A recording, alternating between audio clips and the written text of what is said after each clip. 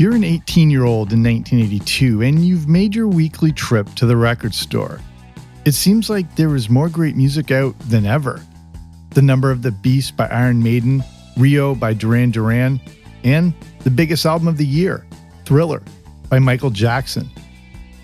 You love your vinyl albums, but cassette tapes seem to have slowly taken over. But there, on one of the racks, is your old standby. The format that has served you well for years, both at home and on the road. And you don't feel ready to give up on it just yet. I'm Jamie Logie, and this is Everything 80s, a podcast that looks back on a decade that forever changed the way we dressed, consumed, and connected. And today, we look back on the music format that seems like it went the way of disco and bell-bottoms, but lasted later into the 80s than you may realize. This is a story of the final days of 8-track.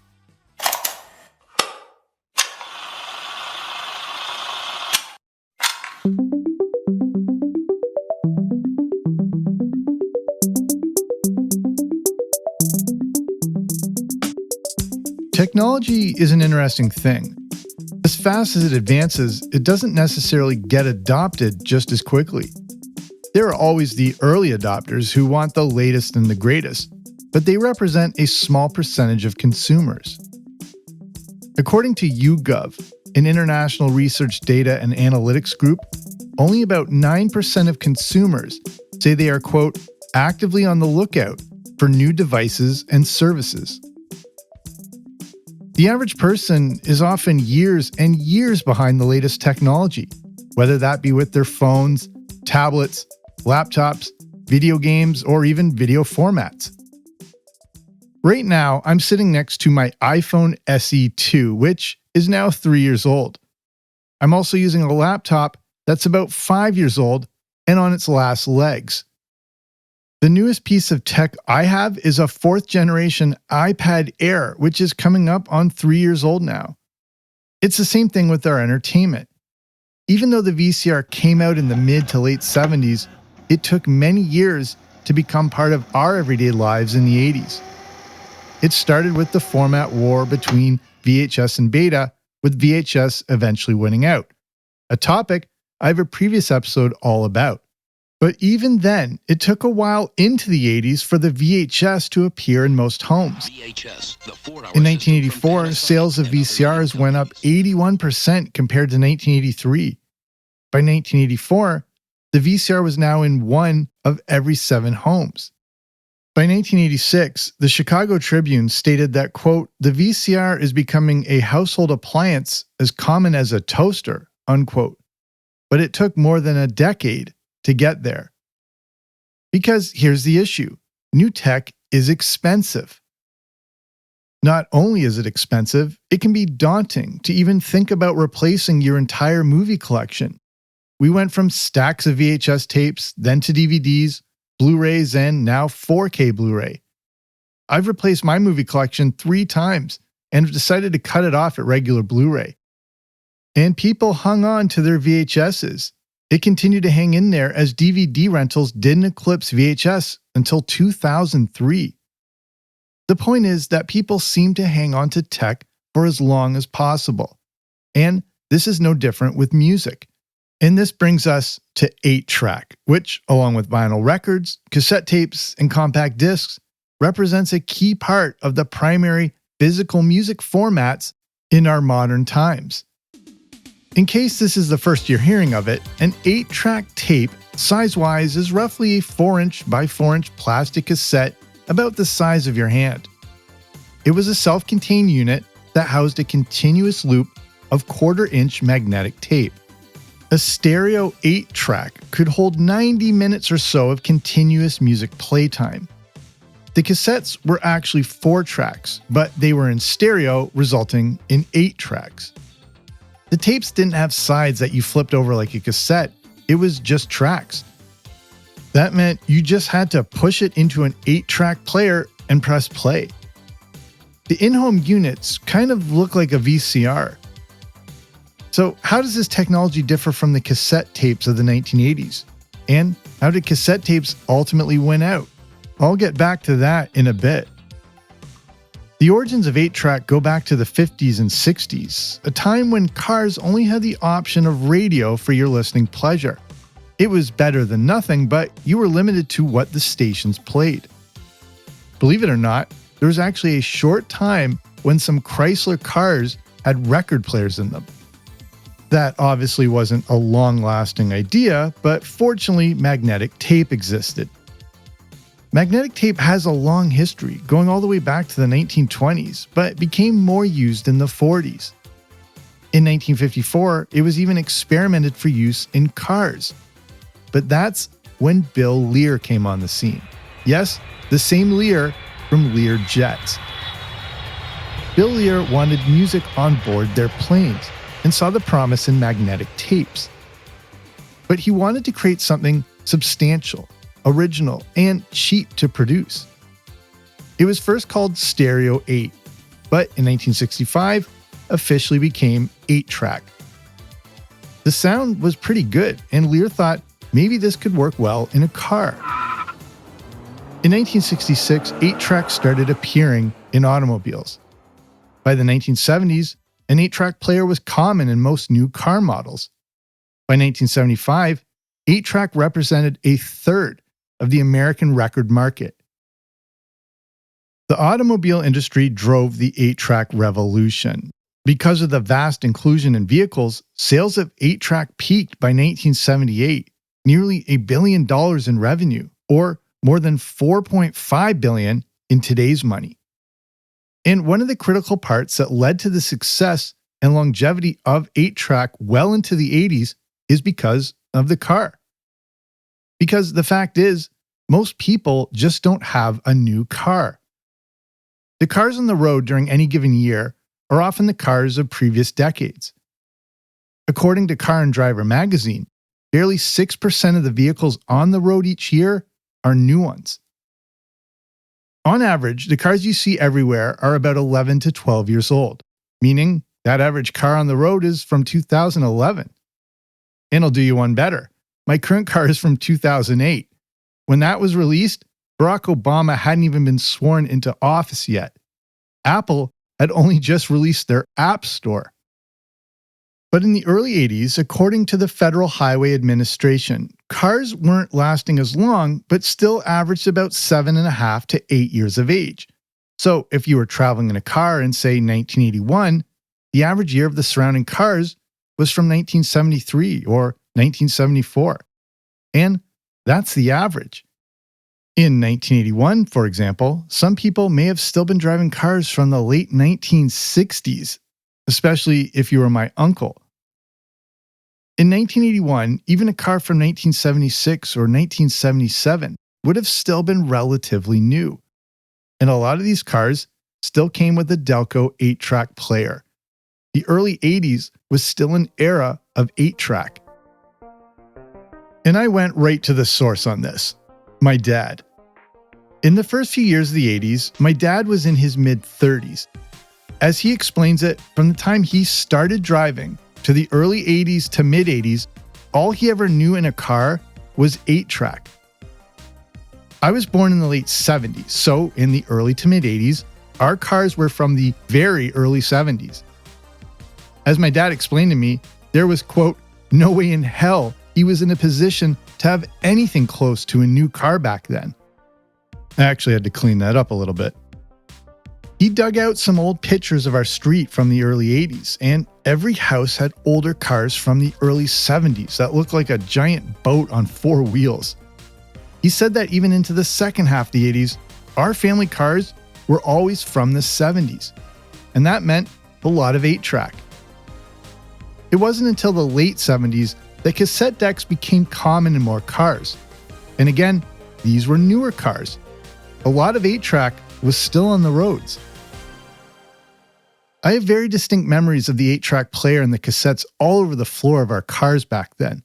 They were colorful, many tapes were red, yellow, or blue, and to me, looked like big Legos. The tapes also just continued playing, which was perfect for long car rides. The sounds of the Beatles on 8-track, as we drove north to Cottage Country and Honey Harbor, Ontario, are some of my distinct core memories. So as you traveled the highways and byways during the 80s, you were surrounded by cars and trucks still blasting 8-track tapes. We had vinyl records in our homes, but it was 8-track that went with us on our trips. 8-track represented freedom while on the road to listen to whatever you wanted and not what was on the radio. It was the same revolution that would occur with the release of the Walkman, in a time when music became truly personal and transportable. And where did we get all these 8-track tapes? Many came from a company and program that if you grew up in the 80s, you may be very familiar with, especially if you had a nice clean penny lying around. I'm Dick Clark, here with the Superstars. Look for them in this TV Guide ad and get 13 albums for a penny when you join the Columbia Record and Tape Club. Plus a bonus album when you fill in this gold box with the number of any extra album. That's 14 records or tapes. Columbia House and the Columbia Record and Tape Club go back quite a ways, and 8-track tapes were a big part of the promotion. Columbia House offered vinyl records, but a lot of the marketing materials of the late 70s and into the 80s showcased 8-track tapes. If you ever joined Columbia House in the 80s, you know that it was too good to be true. And you really weren't getting all these albums for just a penny or $1. It was a subscription service by mail, and you had to keep buying from a less than ideal selection. The shipping costs could also be exorbitant. You probably didn't want to borrow your parents' credit card thinking you would get your favorite albums for basically nothing. Not that I'm speaking from experience. But going into the 80s, 8-track continued to be a significant part of Columbia House.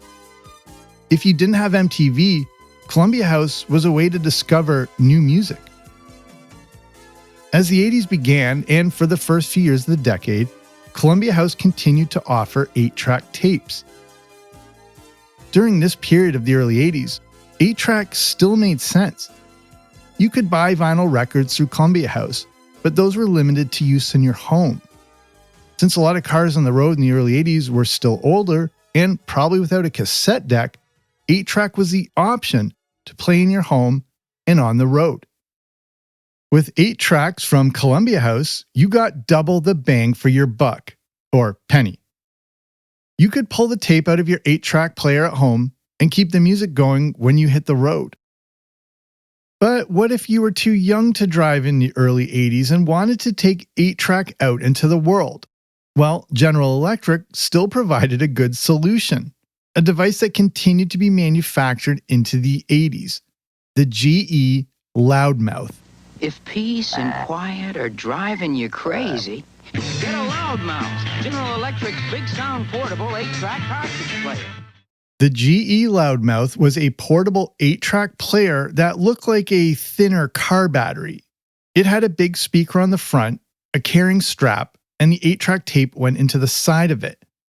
The Loudmouth even came with a microphone, turning the entire unit into a portable karaoke machine of sorts. The tagline in the printed ad stated that, quote, "If music be the food of love, it pays to have a Loudmouth." And 8-track continued to be a big part of pop culture in the 80s, especially on the big and small screen. In 1980, a film was released starring two of the best from Saturday Night Live, Jim Belushi and Dan Aykroyd. The movie was based on a sketch from SNL called The Blues Brothers. In the film, the two drive the iconic Bluesmobile, a classic 1974 Dodge Monaco sedan, complete with an 8-track player. One notable scene from the movie includes the pair listening to an 8-track of the best of Sam and Dave.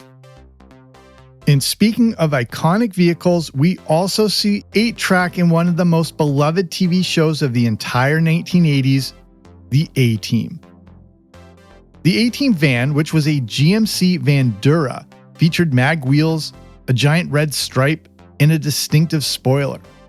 It was also equipped with an 8-track player. 8-track also gets referenced a few times over the course of the series. One episode of the A-Team features the van getting stolen and then gutted. B.A. Baracus looks over the parts, which includes the 8-track player. And if you're a fan of horror movies, you may remember the use of 8-track in the 1980 movie Motel Hell. 8-track was a big part of music and pop culture, but did it go even further than that, even making its way into the world of 1980s toys? Could 8-track actually be used for things like toys or a home entertainment game console? Well, 8-track was used in a few very remarkable products. The first item in question is a console called the Omni Entertainment System. Created by Milton Bradley, the Omni Entertainment System was released in 1980 as part of their MB Electronics brand. The electronics division had found success with the iconic memory game Simon, and the Omni Entertainment System was an electronic quiz machine. It was square in shape with each side containing its own keypad, where you could enter numbers and letters. In the middle was a speaker. Questions were provided via 8-track tapes, and after hearing the question, each player competed to enter the correct answer first. The machine could keep score and tell who answered correctly and who answered first. Scores were displayed on small LED screens. The Omni Entertainment System is classic lost media, and the entire system was based around the 8-track tape. Milton Bradley created a true interactive experience with this system, as some of the cartridge tapes featured celebrities asking the questions. Some notable tapes featured Big Bird, NFL player Pat Summerall, and the legendary master of horror, Vincent Price. Smokey and the Bandit grossed $34,745,000 in 1977. This puts it among the top 25 moneymakers since Gone with the Wind in 1939. True or false? The various 8-track tapes available featured sports questions, music, TV and movies, and more. You could even buy an 8-track of Jeopardy, where the Omni would ask you a question in the form of an answer. The system itself even came with an 8-track cartridge that featured 4 games. The Omni Entertainment System didn't come cheap, though. Looking back through archived Sears catalogs, the sale price was $119. That's nearly $450 today. The 8-track cartridges would also set you back $11.99, about $44 in today's money. The Omni Entertainment System really was a unique device. It was part toy, part tech, part Teddy Ruxpin, and part Simon, but entirely based on 8-track tapes. But wait, there's more. And coming up next, a unique toy that was part 8-track and part robot. Everything 80s will return after these messages. Our next 8-track toy example is the quite beloved 2XL from toy company Mego. Mego made a lot of classic action figures like Action Jackson, created to compete with G.I. Joe. They also made many DC figures. Mego also had the opportunity to create a line of toys for a new space movie, but turned it down. That movie turned out to be Star Wars. But in the early 80s, you may remember their toy robot called the 2XL. Hi, you remember my pal 2XL.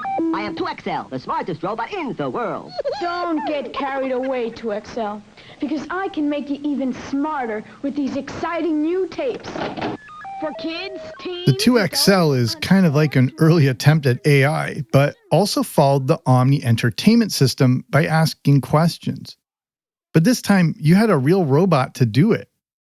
Consider the 2XL the predecessor to the Tomy Omnibot or the Nintendo Rob. The robot was basically just an 8-track tape player designed to look like it had facial features, like blinking eyes and a body. In 1980, the 2XL was given a bit of a makeover with flashing red eyes that responded to the voice.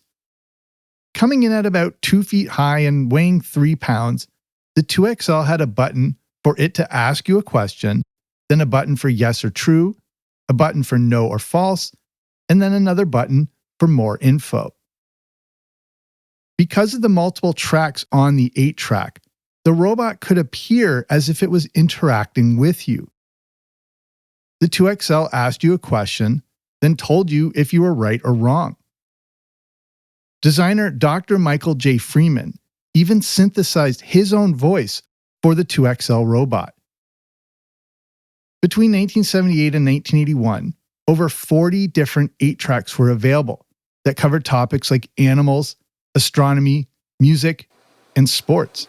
As umpire, you notice that after the ball hits the foul pole on a fly, it goes into the stands, but in foul territory.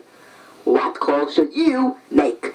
I will provide 3 choices. A, foul ball. B, home run. Or C, ground rule double.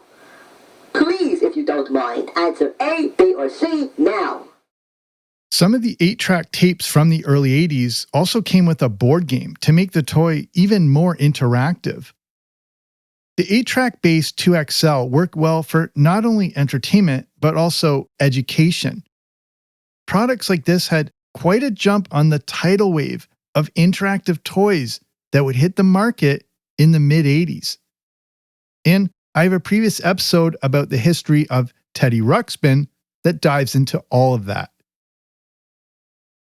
The first iteration of the Mego 2XL lasted until 1981 and was gone by 1982, which is an interesting coincidence that I'll get back to in a bit.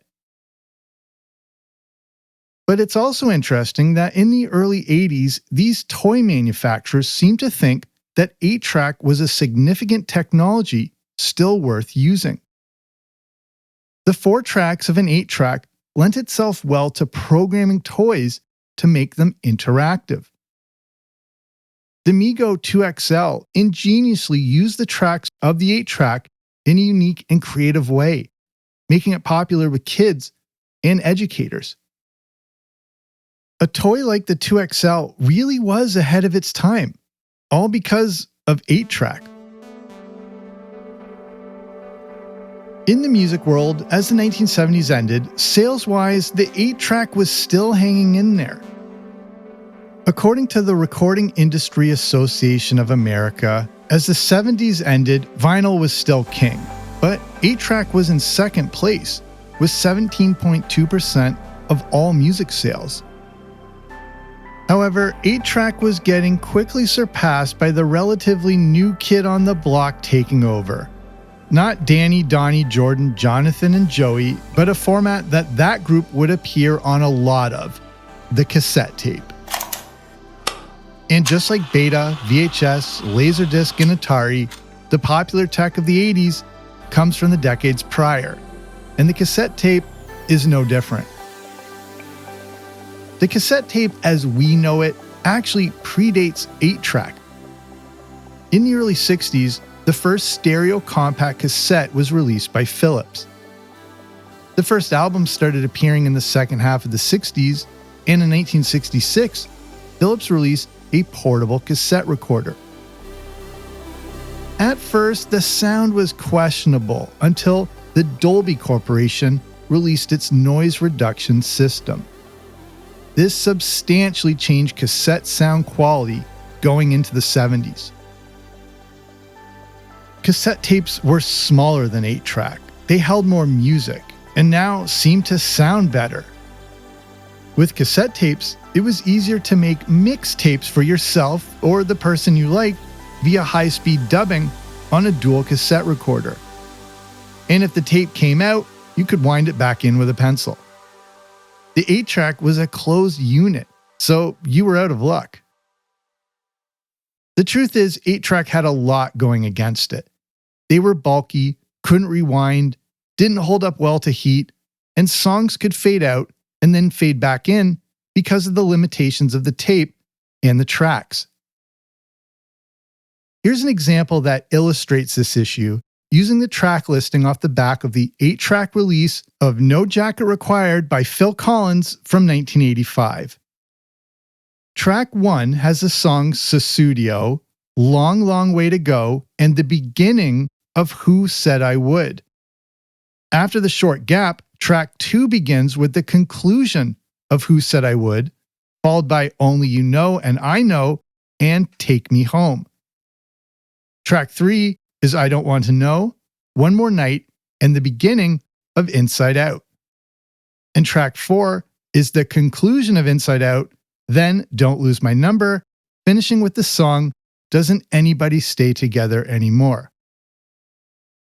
Even if it was a brief gap during the song as the track changed over, it still was annoying. And also, in the early 80s, with the competition from cassettes, manufacturers started using cheaper materials to produce 8-track tapes. This led to inferior cassettes and even more frustration from users. In 1980, cassettes officially outsold 8-track. But 8-track just didn't disappear, and later into 1980, still held over 12% of all sales for the year. According to the RIAA, in the year 1980, sales of 8-track still generated revenue of $500 million. That's nearly $2 billion today. But sales-wise, 8-track was fading quickly. Even going into 1981, 8-track managed to hold its head above water with about 5.5% of all recorded music sales. That equaled about $300 million, or just over $1 billion in today's money. 8-track was really on the ropes, but still hanging in there. Some car manufacturers continued to include 8-track players in new models, including the 1981 Cadillac Eldorado. In early 1982, 8-track still squeaked out 1% of all sales, but that was the end of the line. By late 1982, early 1983, with sales having dried up, 8-track was phased out from retail stores. And 1982 is an interesting year for music. A lot was going on with the various musical formats. It's the year when 8-track fell off and cassettes took their place. But it would still be a few years until cassettes outsold vinyl. But also in the fall of 1982, we saw the introduction of a new format. It was one that seemed like it was from the future, the compact disc. Like all technology, the CD was very expensive when first released. The thought of having to yet again replace your music collection was daunting. In the early 80s, living rooms like mine were still filled with vinyl and 8-track. In 1982, my family car still had an 8-track. But cassette tapes had entered the picture, and thanks to the phenomenal growth of the Walkman, eventually became the preferred music format of the 80s. How was the CD possibly going to fit into all this, especially at those costs? The first CD players would set you back about $1,000. That's over $3,000 in today's money. The first CDs themselves were about $15 each, or nearly $50 today. That was a hard pass for many people. We were just getting used to cassettes and starting to build our tape collections. Who wanted to replace their music collection for a fourth time? Eventually, though, prices for CD players dropped. In the mid-80s, even though the cassette was on top and outselling vinyl, the CD was quickly catching up. In 1987, the CD eventually outsold vinyl. But the cassette still ruled the land, and it wouldn't be until 1991 that the compact disc finally surpassed cassettes as the dominant musical format. The other thing that makes 1982 so unique is it was the last and only time when the 4 major music formats all existed at once: vinyl, cassettes, the brand new compact disc, and last but not least, 8-track. In 1982, you could walk into a record store and find all 4 formats.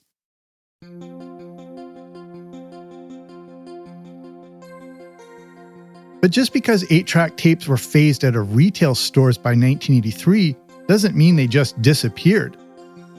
Whether it was at home or in the car, people still had 8-track tapes, along with the 8-track music collections that not everyone was in a hurry to replace, my dad being one of them.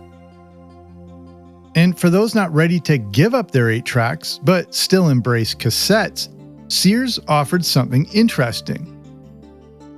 Flipping through the pages of the 1982 Sears Wishbook that you can see on wishbook.web, you can find a Sears-branded compact stereo entertainment system. It featured an AM/FM stereo receiver, a stereo cassette player recorder, an LED digital clock radio, and a built-in 8-track player, all for the low price of $149.95, or in today's money, about $475. 8-track may have been going down, but it was going down swinging. And probably the most amazing thing of all, 8-track almost made it to the end of the decade. Going into the late 80s, Columbia House still offered some titles on 8-track tape in the Record and Tape Club. It's tough to completely verify, but the very last 8-track offered by a record label is believed to be Fleetwood Mac's Greatest Hits, released in November 1988. And if you want to take it one step further, Radio Shack continued to sell blank 8-track tapes under their brand called Realistic. The Radio Shack Low Noise 40 8-track tapes in their red and white packaging with 40 minutes of recording time continued to be sold until 1990. The fact that 8-track hung on as long as it did to the end of the 80s is a pretty remarkable thing. Growing up in the 80s, my basement was made up of fake wood wall paneling and orange shag carpet. This is a distinctive 1970s aesthetic, but this is what the 1980s looked like to me, especially in the early part of the decade. If my family represented the average household, it was a long time between interior design changes. I can only think of maybe 3 distinct remodels my parents have done in their house over the last 40 plus years. The truth is, we just don't change things that quickly, especially with tech or cars. And that's why 8-track hung on as long as it did. It's why GE continued to make the loudmouth portable 8-track player, and Sears continued to sell stereos with an 8-track player. Just because something is new, like the CD player, doesn't mean it's going to instantly replace the other formats. Even though it first came out in 1982, I certainly didn't get a CD player right away. In fact, I didn't get my first player until 1993. And the first CD I ever got was not Midnight Marauders by A Tribe Called Quest like I claimed, but was actually the Jurassic Park soundtrack. I've actually never said that out loud before, so you should take this as a sign of trust for me to admit that. But the 1980s was an interesting time for format wars. We would get Nintendo versus Sega, but there was a battle at the start of the decade between VHS and Beta, and then the battle between cassette and 8-track. Both VHS and cassette tapes won their respective format war, while Beta and 8-track had to retreat and eventually fade away. But when all is said and done, 8-track had a pretty impressive run. From the mid-60s to 1988, 8-track as a format lasted 23 years. This is longer than Beta. The first Betamax machines came out in 1975, and the last major movie released on the format was Mission Impossible in 1996, giving 8-track the edge longevity-wise. Tech takes years and years to be adopted, and in the case of music or movies, people can get pretty attached to their collections, not to mention the time and money that went into assembling them. It turns out that 8-track was the little format that could.